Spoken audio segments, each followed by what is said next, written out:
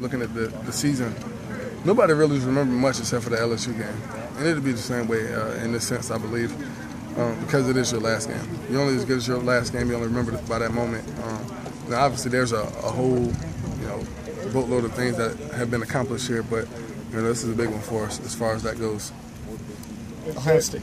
The Ohio State secondary's had a couple bad games in the past. How much do you pay attention to that? Does that give you more confidence going into this game? We like to be a confident team regardless of the situation. We feel like that, whoever we're playing, if we go out there and execute the system, execute what we do, we feel like we got some of the better players in the country. So we feel like we can compete on any level. But again, they have some struggles in the past few games, and obviously, I'm sure they're working on getting that adjusted. So you got to be able to just be prepared for anything you get. And when you hear people talking about you versus Braxton Miller, they're also talking about it's going to be a shootout. Right. It's going to be a lot of points. Do you kind of prepare for that, or are you kind of prepared for any type of game? Whatever it takes to win the game. If it takes putting up 60, you got to score 21. You just got to be able to go out there and lead your team in any sense. And maybe it will be a shootout, maybe it won't. Hopefully it won't be, because I think our defense is good enough to compete at that level. But I'm excited for the game. I'm excited for the matchup. Coach Looney talks all the time about the consistency this program has shown the last few years. Ohio State has done that most definitely for decades. Is that the type of program you'd love to see Clemson become here? Yeah, for sure. And I feel like we're making strides and making steps to get to that point, especially in the past 3 years. I think we've taken major strides in becoming that elite program. These, in Ohio State, the Michigans, Southern Cals, Stanfords, regardless of the situation, those guys play on the elite level at all times.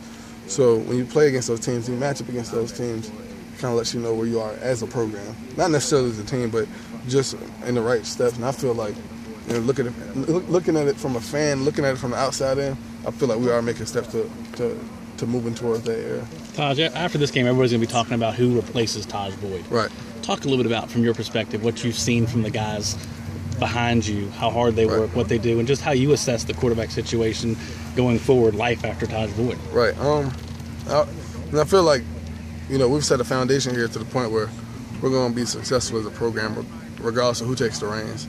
Hopefully I'll put my stamp on those guys, and they learned a lot from everything, good and bad. I learned some things from the guys that was here before me. So we're a pretty tight-knit group.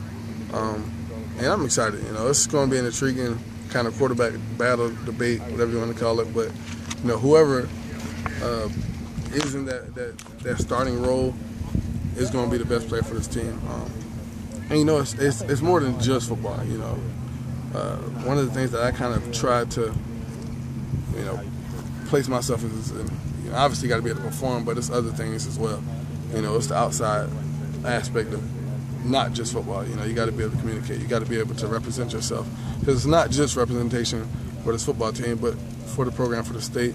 Obviously, we're not politicians, but playing at this institute, essentially, this is the NFL team of the state.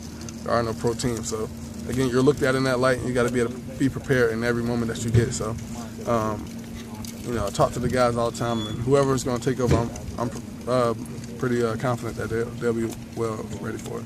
As you talked about your defense and maybe how well they've been playing. Right. You got to be pretty proud as a leader for how far they've progressed these 2 years from that. It must have been awful for them coming back from that 70-33 game. Right. And how they've progressed since then. You've got to have some pride in what they've done. Most definitely. And they're a really prideful group. All those guys are hard workers. They're passionate about what they do, and they're hard working. So just proud of them and the way they prepared this season. It hasn't been easy for them. They've been ridiculed over the past few years. They've been, pushed to the side, but they come through and they execute and they prepare and they perform. And that's all you can ask for out of the teammates, and they give it everything that they have. So that's why the biggest thing for me in this game is playing for those guys, because I know how much they have put in. I know how much we've put in this program. You back 100% foot and ankle stuff that you had in November? Yeah. It was, the little break has been good. Not playing for a few weeks has been good, so I think I'm pretty healthy. I was talking to Corey about, last time seeing your pictures on planes and buses and police motorcades and stuff like that. It was a little overwhelming, you think, for a bunch of young players? At the time, maybe so.